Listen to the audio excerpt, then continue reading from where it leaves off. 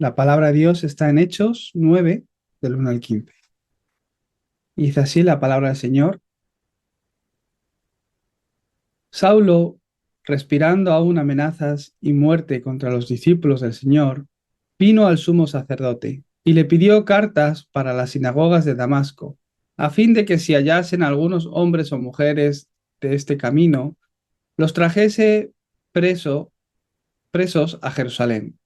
Mas yendo por el camino aconteció que al llegar cerca de Damasco, repentinamente le rodeó un resplandor de luz del cielo, y cayendo en tierra, oyó una voz que le decía: Saulo, Saulo, ¿por qué me persigues?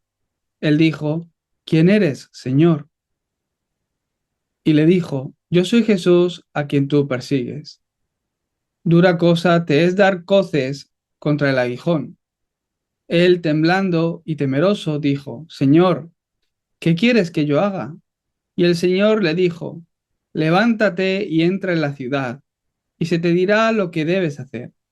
Y los hombres que iban con Saulo se pararon atónitos, oyendo a la verdad la voz, mas sin ver a nadie. Entonces Saulo se levantó de tierra y abriendo los ojos no veía a nadie. Así que, llevándole por la mano, le metieron en Damasco, donde estuvo 3 días sin ver y no comió ni bebió. Habiendo entonces en Damasco un discípulo llamado Ananías, a quien el Señor dijo en visión: Ananías. Y él respondió: heme aquí, Señor. Y el Señor le dijo: levántate y ve a la calle que se llama Derecha, y busca en casa de Judas a uno llamado Saulo de Tarso, porque he aquí él ora. Y ha visto en visión a un varón llamado Ananías, que entra y le pone las manos encima para que recobre la vista. Entonces Ananías respondió: Señor, he oído de muchos acerca de este hombre, cuántos males ha hecho a tus santos en Jerusalén. Y aun aquí tiene autoridad de los principales sacerdotes para prender a todos los que invocan tu nombre. El Señor le dijo: Ve, porque instrumento escogido me es este, para llevar mi nombre en presencia de los gentiles y de reyes y de los hijos de Israel. Amén. El título del mensaje es El horario del punto de cambio. Al menos una vez en la vida ha de venir este horario a tu vida, al igual que le vino a Pablo. Al menos una vez a lo largo de toda nuestra vida ha de venir ese horario donde se levanta ese gran punto de cambio en mi persona. Dios tiene un plan concreto para tu vida. Desde antes que nacieras, ya Dios te conocía. Desde un principio, Dios te llamó por y para su plan, que es la evangelización del mundo. Él te llamó con el plan de que seas usado para la evangelización del mundo. Aquel que ha podido ser grabado con Cristo en sus corazones, en medio de toda tribulación, circunstancia, verán el plan de Dios. Pero aquellos que no han podido encontrar este punto de cambio y no han conocido realmente a Cristo, os daréis cuenta que cuando les viene una dificultad o un problema, no ven un plan de Dios, sino que lo que ocurre es que sus corazones caen en división, están divididos, están en pruebas. Hoy hemos leído Hechos 9 del 1 al 15 y podemos ver que es el momento donde Saulo, de camino a Damasco, Saulo, quien es después Pablo, se encuentra con el Señor. Y podemos ver que es un punto de cambio, el punto de cambio más importante en la vida de Pablo. Podemos ver que hay un antes y un después muy grande en su vida después de haberse encontrado con Jesús. Fue algo que realmente cambió su vida. En Hechos 9:15, al ver cómo Pablo se encuentra con el Señor, ese encuentro, cuando él estaba de camino a Damasco, se data sobre el año 32 después de Cristo. Ya Jesús había resucitado. Pablo no solo se encontró con el Señor en espíritu, una vez que Jesús ya había resucitado y ascendido a los cielos, sino que también, aunque sea brevemente, él pudo tener un entrenamiento de discípulos de Pablo, o sea, un entrenamiento de discípulos. Como bien sabéis, Pablo no fue uno de los 12 que Jesús primeramente llamó. Pablo, aunque conoció de la vida pública de Jesús, él no fue como Juan o como otros discípulos que caminaban junto con Jesús, que dormían con él, que comían con él, que estuvieron en su día a día. Aún así, Dios también le hizo experimentar ese monte del Calvario, ese monte del Olivar y el aposento alto de Marcos a Pablo. Aunque Jesús ya había resucitado, podemos ver que de camino a Damasco, Pablo se encontró con Jesús. Ahí, al ver cómo él quedó arrodillado, al ver esa luz que le cegó por completo, él entendió, sin saber realmente primero quién era, él entendió que esa luz, que esa persona con la que se había encontrado de camino a Damasco, era el Señor. Pablo no era alguien que desconocía de las Escrituras. Es más, conocía muy bien las Escrituras. Conocía también las Escrituras y amaba tanto a Dios que él pensaba que matar a los cristianos era lo que Dios quería. Él era alguien tan religioso, tan legalista, que conocía también las Escrituras, que decidió matar a todos los cristianos porque pensaban que iban en contra de la fe que Dios daba, que Dios nos había dado. De camino a Damasco, Pablo se encontró con esa luz y inmediatamente supo que él era el Señor. No sabía realmente quién era, pero sabía que era Dios. Y ahí es cuando le preguntó, ¿quién eres, Señor?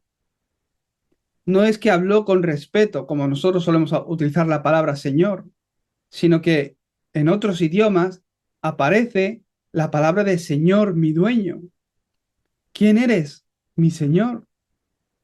Yo soy Jesús, a quien tú persigues. En ese momento Pablo se dio cuenta, ese es Jesús, tú eres Jesús al que yo persigo. Yo estaba persiguiendo realmente a Jesús, quien fue el Cristo. Fue el momento donde él pudo entender que ese Jesús realmente vino como el Cristo, como el Mesías, a morir en la cruz por todos nuestros pecados.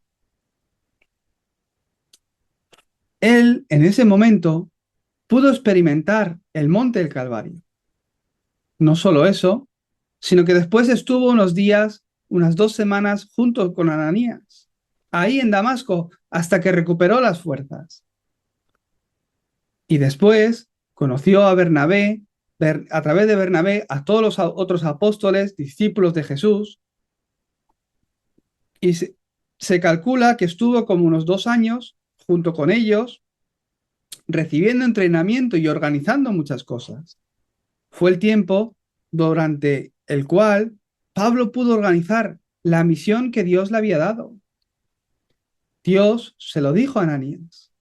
Ananías se lo diría a Pablo. Este es instrumento escogido. Este es un instrumento que yo he escogido para llevar mi nombre delante de los reyes, delante de los hijos de Israel, delante de todos los gentiles, delante de todas las naciones.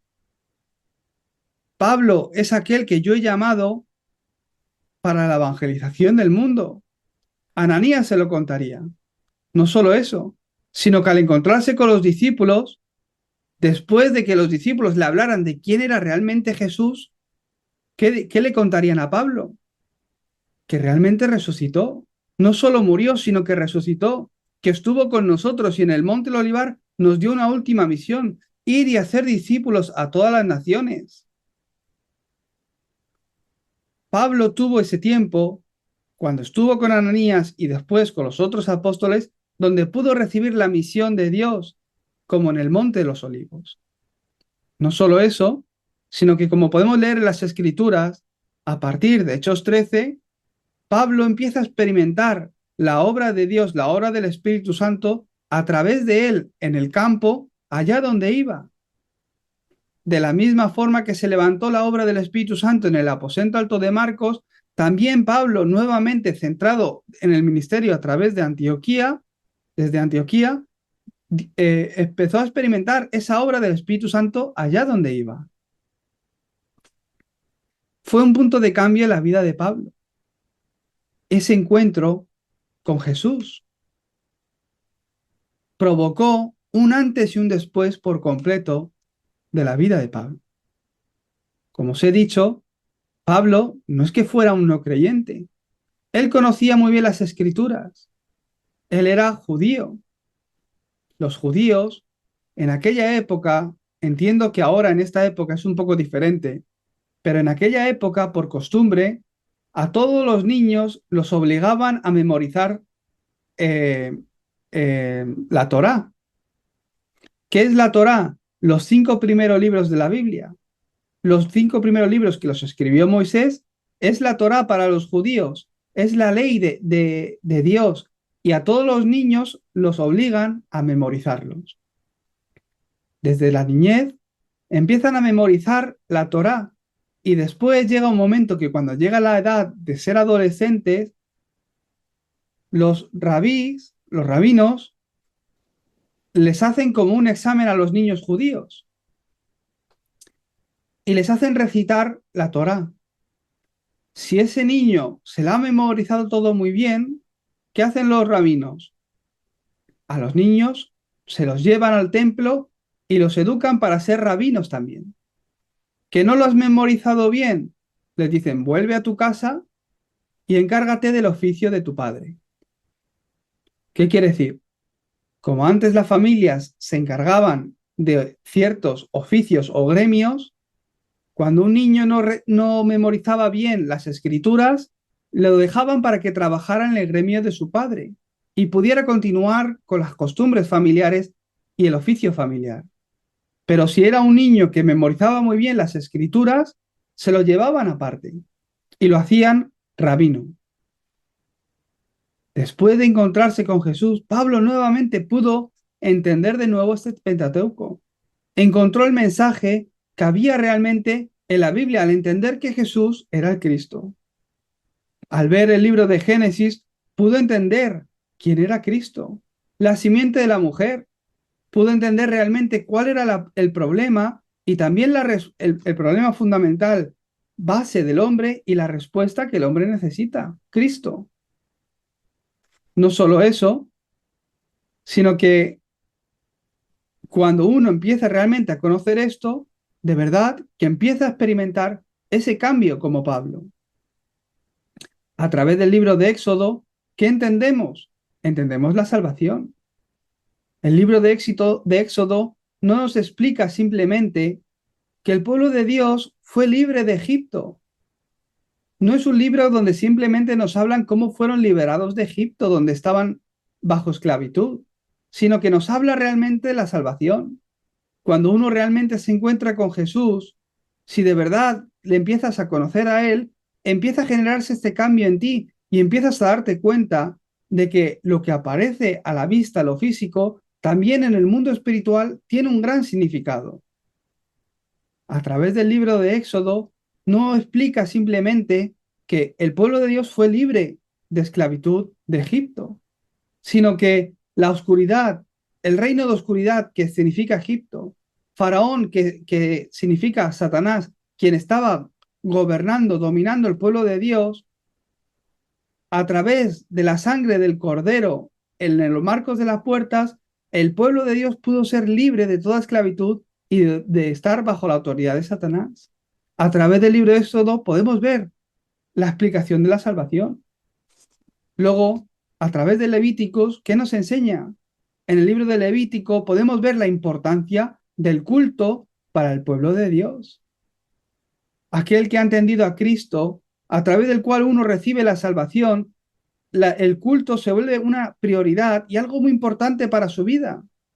No solo eso, si tú realmente estás disfrutando de la vida del culto, como vemos en el libro de Números, se levanta a través de tu vida, a través de la iglesia que disfruta el secreto de Cristo, la salvación y el culto, el sistema para la evangelización del mundo. Podemos ver cómo Dios en el libro de los Números levantó ese sistema para la evangelización del mundo, levantando 12 tribus, 12 regiones, a través del pueblo de Dios, que entiende a Cristo, que ha recibido la salvación, que disfruta de la bendición del culto. Dios levanta un sistema para la evangelización del mundo, las 12 tribus, para que este evangelio sea predicado a todas las naciones, donde entre todas las 12 tribus se le reparten tierras para que sean eh, prósperos y de esta forma poder salvar el mundo, donde Dios diferencia a esa tribu de Leví encargada de estar compartiendo estas bendiciones espirituales y continuamente la palabra de Dios para que el pueblo de Dios camine bajo ese itinerario por el cual ha de caminar para que se levanten las señales que salvan al mundo. ¿Y luego qué? El pueblo que disfruta de Cristo, a través del cual ha recibido la salvación y en su día a día está bajo la bendición del culto y está levantando el sistema para la evangelización del mundo. ¿Qué es lo que le queda? A través del libro de Deuteronomio podemos ver que el pueblo de Dios tenía la misión de grabar todo este contenido. ¿A qué? A la siguiente generación. A través de este libro podemos ver la importancia del remanente, de levantar la siguiente generación, de levantar a ese remanente que pueda continuar con este sistema para la evangelización del mundo. Pablo lo entendió muy bien. Entonces, en las escrituras que hemos leído hoy, en Hechos 9, aparecen dos personajes. Primero, Ananías. ¿Qué relación tenía Ananías con Jesucristo? Ananías era un discípulo de Jesús. Conocía bien el tiempo de la vida pública de Jesús. En otras palabras, era una persona que había recibido la comisión, después de entender el Evangelio, de Jesús, donde le dijo: vosotros id y hacer discípulos a todas las naciones, bautizándoles en el nombre del Padre y del Hijo y del Espíritu Santo, enseñándoles todas las cosas que yo os he enseñado. Y he aquí yo estaré con vosotros hasta lo último de la tierra. Ahí hay un destinatario. Jesús no le habla a cualquier persona, hablaba a vosotros. Le estaba hablando a alguien en concreto. Ananías era una de esas personas a través de las cuales Jesús se dirigía.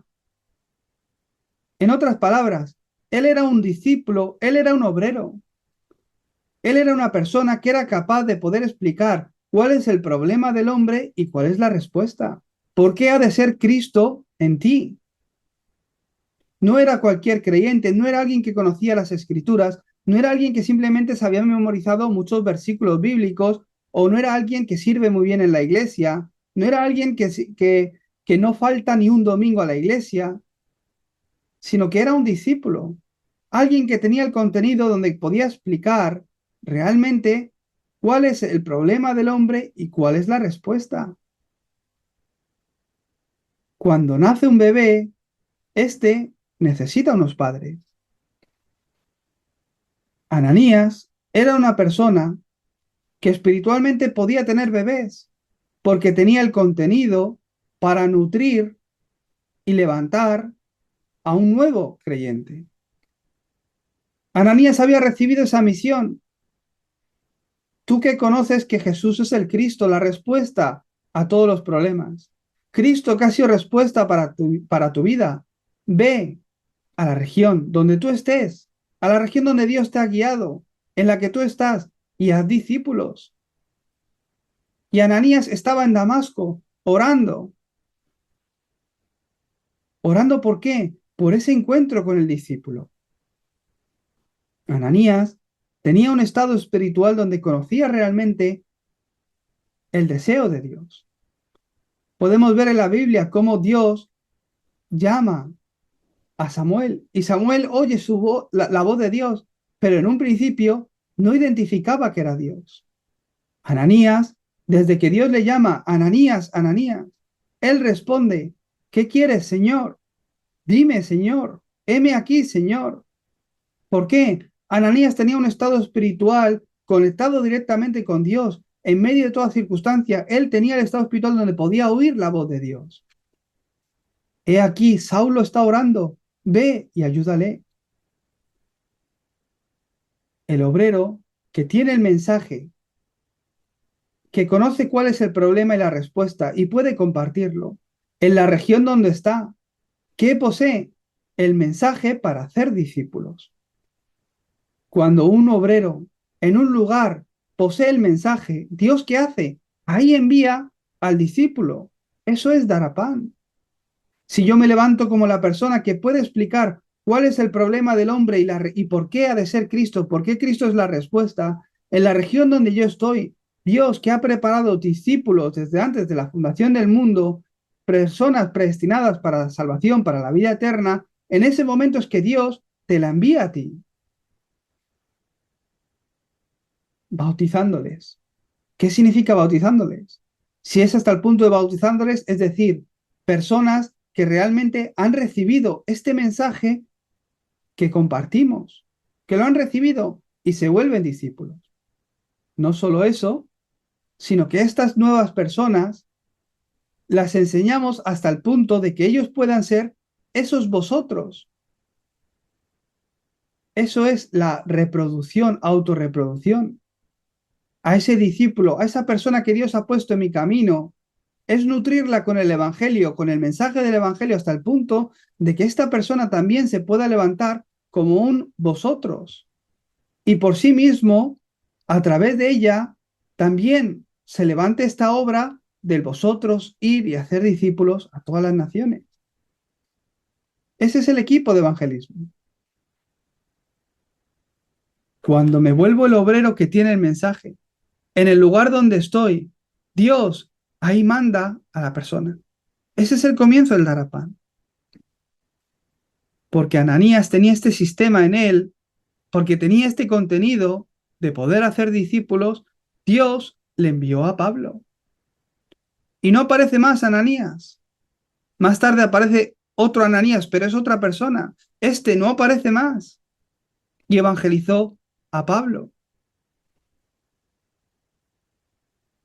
Por eso también es que antes de empezar a usar a Pablo, Dios guió a Pablo para que pudiera tener estas experiencias de camino a Damasco con Ananías y después la obra y el cumplimiento de la palabra a través del Espíritu Santo a partir de Hechos 13. Antes de empezar a usar a una persona, antes de que Dios empiece a usarte, ¿qué es lo que hace? Dios te guía primeramente para que puedas experimentar el Evangelio. ¿Cómo? Muy fácil, a través de dos preguntas. Podemos ver que Pablo tuvo este encuentro con Jesucristo. Y Pablo le hizo dos preguntas. En el versículo 5, ¿qué quieres, Señor? Entendiendo que Él era el Señor. ¿Qué es lo que tú quieres? No es qué quieres, es quién eres, perdón. ¿Quién eres, Señor?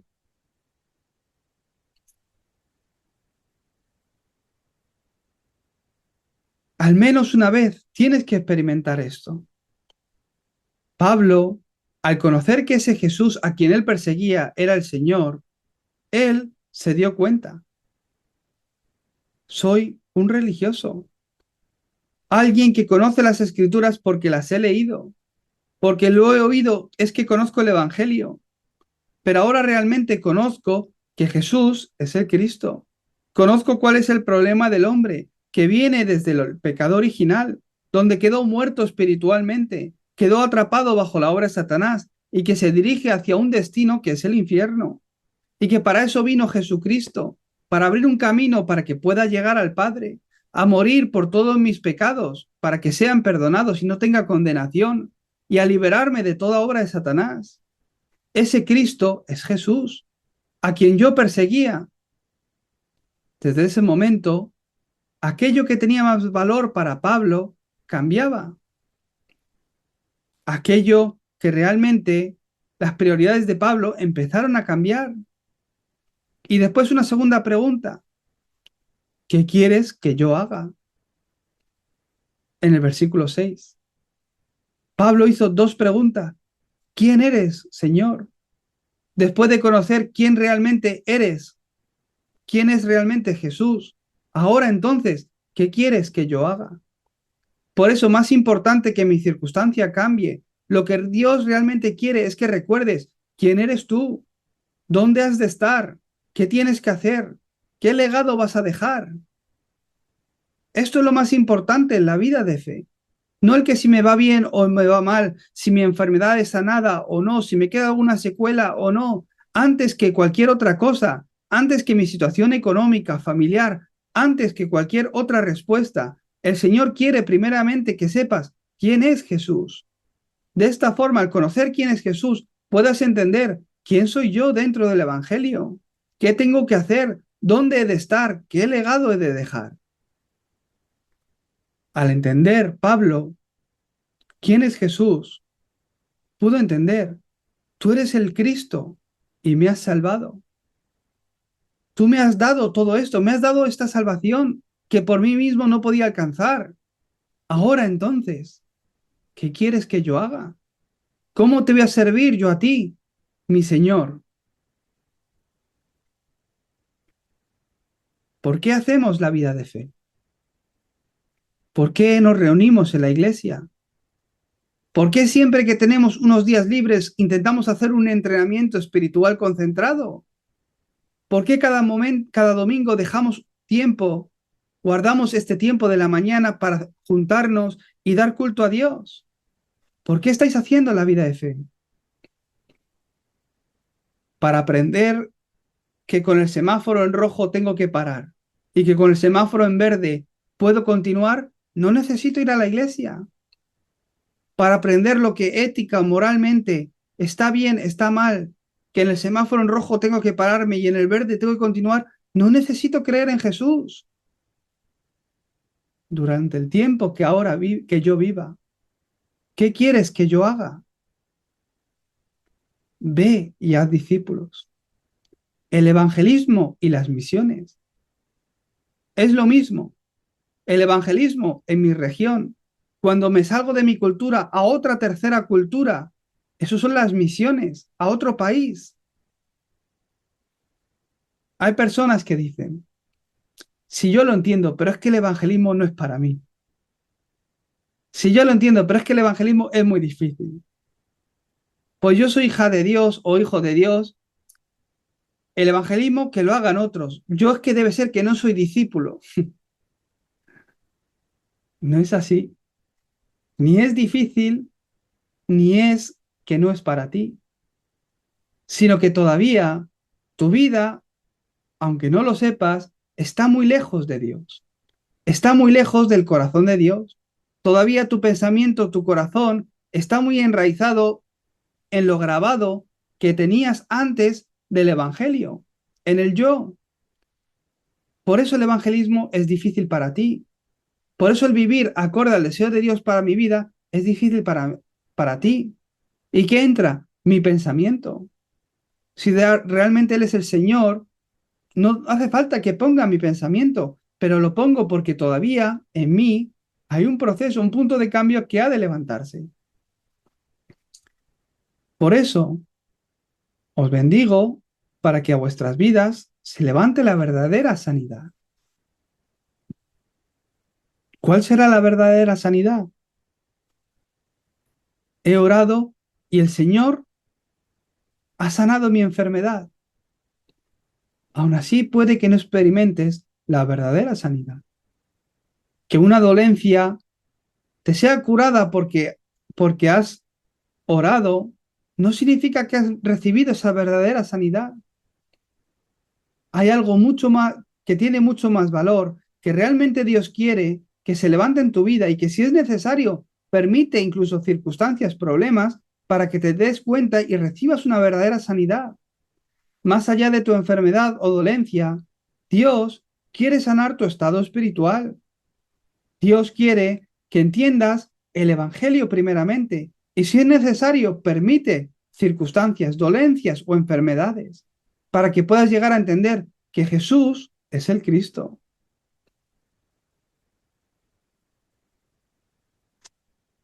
¿Qué es la verdadera sanidad? Dios no tiene el interés simplemente en que tu enfermedad sea sanada. Siempre lo digo, el plan de Dios para tu vida no es que estés enfermo. pero su plan se cumple muchas veces a través de la enfermedad. No es simplemente que tú un día ya la enfermedad que tenías ya no la tienes, sino que Dios realmente quiere que a través de toda circunstancia puedas llegar a entender el Evangelio. Entonces una sanidad verdadera se levanta en ti. ¿De qué le servirá a Dios que tu enfermedad un día desaparezca si todavía no entiendo por qué la iglesia, por qué la unión de la iglesia, por qué he de congregarme en una iglesia, por qué hemos de levantarnos como un solo cuerpo que es la iglesia? ¿De qué me servirá si mi enfermedad desaparece, si todavía no puedo entender por qué he de estar en esta corriente, por qué es una única corriente en la que Dios quiere que yo esté?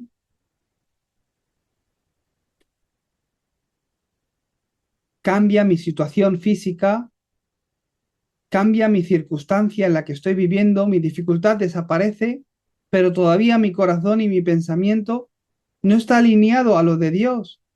No será una verdadera respuesta, no será una verdadera sanidad. De verdad, hoy estás bajo enfermedad, tienes algún problema que te agobia demasiado, te bendigo para que no te quedes solo ahí, sino que realmente sea la situación a través de la cual puedas entender más lo profundo del Evangelio, el por qué ha de ser la iglesia y en qué corriente yo he de permanecer, para que puedas recibir esa verdadera sanidad, para que en tu vida puedas ver la respuesta a la oración y que estás bajo la corriente del cumplimiento de la palabra, que nuestra iglesia es la iglesia que Dios está usando en esta época para que este evangelio sea compartido. Hacíamos fórum con un pastor de Panamá en el día de hoy, ¿verdad? Y desde España, ¿qué decían? Pues igual que aquí. Sí es. Igual que en Panamá, igual en España, igual en Corea. El estado espiritual de la iglesia, el estado espiritual de los pastores, el estado espiritual de muchos creyentes, es el que es. Por eso yo en esta época, ¿en qué corriente he de estar? ¿En qué lugar he de estar? Gracias Dios, porque aunque he sufrido a través de toda circunstancia, hoy puedo estar en este lugar que eres el que tú realmente deseas. Y me puedo estar levantando como la persona que está en la corriente del cumplimiento de la palabra y del movimiento de evangelismo que realmente salva y va a traer un nuevo horario con este punto de cambio a todas las iglesias de habla hispana. Si realmente he entendido el Evangelio y he sido grabado con Cristo, a través de toda persecución, problema, circunstancia, podré ver el plan de Dios. Mi estado espiritual cambia. Entonces, algo que todas las personas tienen son encuentros. Los encuentros que Dios me da empezarán a ser diferentes. Dios me levantará como testigo de tal forma que en mi familia el Evangelio empezará a ser predicado. A través de mi negocio, a través de mi especialidad, me levantaré en mi campo para la evangelización del mundo. En la región donde esté, me estableceré como esa torre que resplandece la luz. En el lugar donde estoy, como Ananías. Estas respuestas vendrán a tu vida cuando esa verdadera sanidad viene a ti. Por eso os bendigo en el nombre de Jesucristo, para que esta palabra se cumpla en tu vida. Vamos a orar. Dios Padre, te damos gracias por tu palabra. Gracias, Señor, porque tú que conoces el pasado, el presente y el futuro, tú que eres un Dios eterno y siempre, nunca has dejado de obrar por la evangelización del mundo, traes los horarios de los puntos de cambio necesarios para que tu plan se cumpla en nuestras vidas y a través de nuestras vidas en la evangelización del mundo.